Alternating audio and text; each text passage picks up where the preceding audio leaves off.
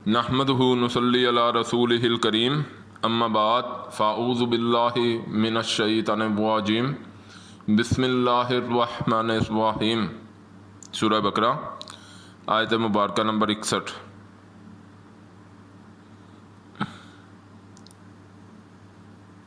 اہبطوا مصرا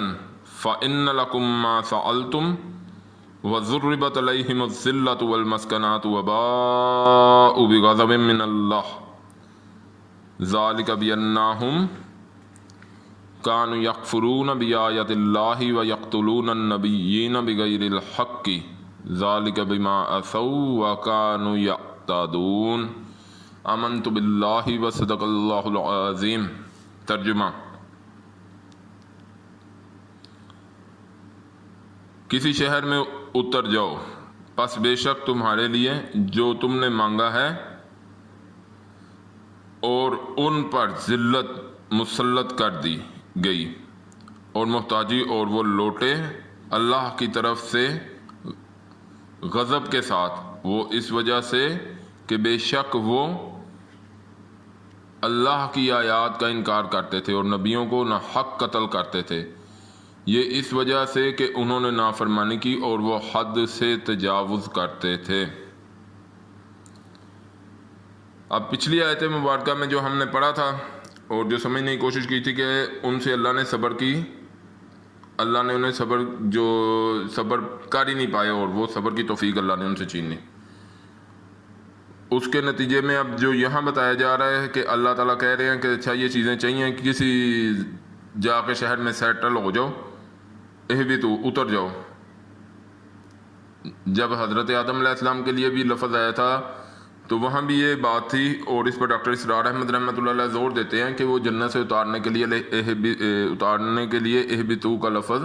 جو یہاں سے وہ اس کی مزید تفسیر دیتے ہیں کہ اہبطوا کا مطلب ہے یعنی کہ اترو کسی شہر کی جانب، تو اہبطوا اتر جاؤ، کسی شہر میں جا کے سیٹل ڈاؤن ہو جاؤ، تو وہاں جا کے بیج بو اور کاٹو، جو فصل کاٹو، جو بھی تم بیج بو گے تو اللہ تعالیٰ زمین میں یہ چیزیں رکھ دیں گے، زمین میں یہ طاقت آ جائے گی،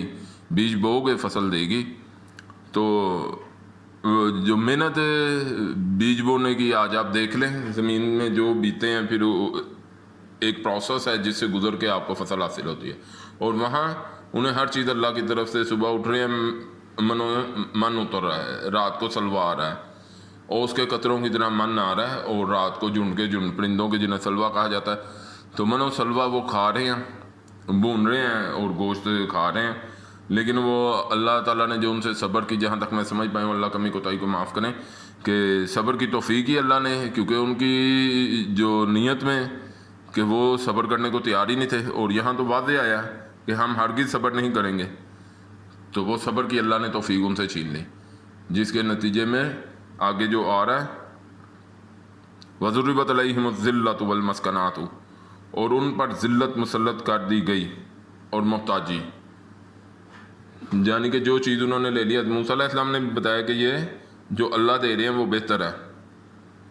تو تم مانگ رہے ہو جو وہ دینا ہے، تو لیکن بہرحال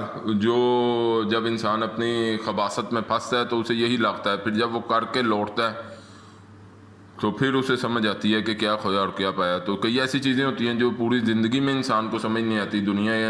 جو ہے وہ اپنے جال میں پھنسا لیتی ہے انسان کو، اور شیطان جو جہاں اپنا جال پھیلا کے بیٹھا ہوا ہے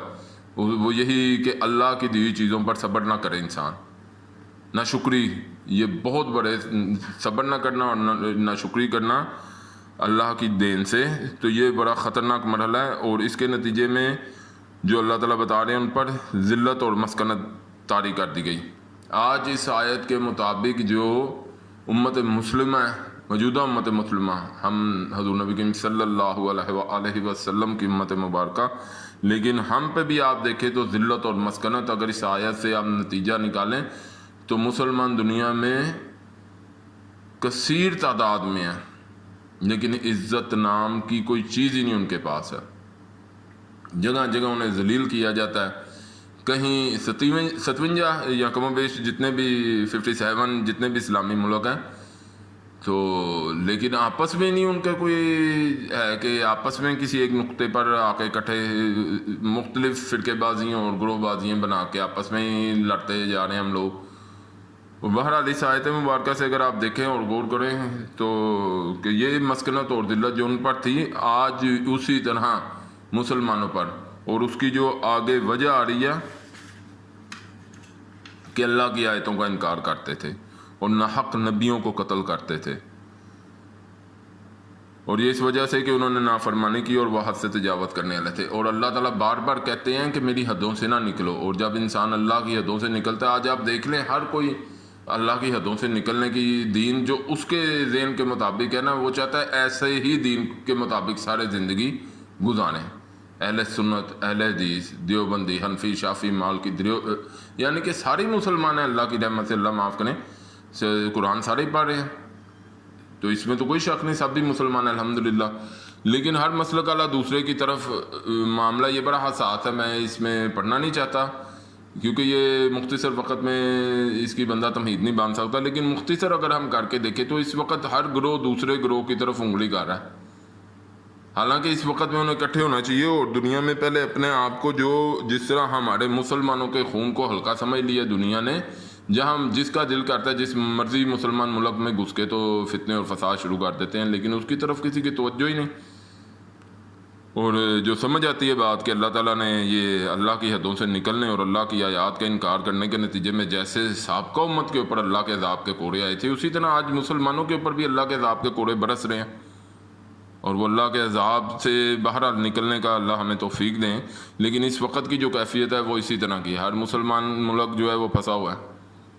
پریشان ہے. دنیا کے کسی معاملات میں ہم سے کوئی رائے نہیں لی جاتی، نہ 3 میں نہ 13 میں ہم لوگ. تو بہرحال دوسرا جو ایک نقطہ اللہ کی آیتوں کا انکار، اور یقتلون النبیین، اور اللہ جو نبیوں کو بھیجتے تھے انہیں ناحق قتل کر دیتے تھے. آج جو علماء ہیں اس امت نے بھی سابقہ دوار میں آپ دیکھیں تو یہ کام کیا، انہوں نے نبیوں کو قتل کیا، ہم نے علماء حق کو قتل کر دیا، اللہ معاف کر دیں.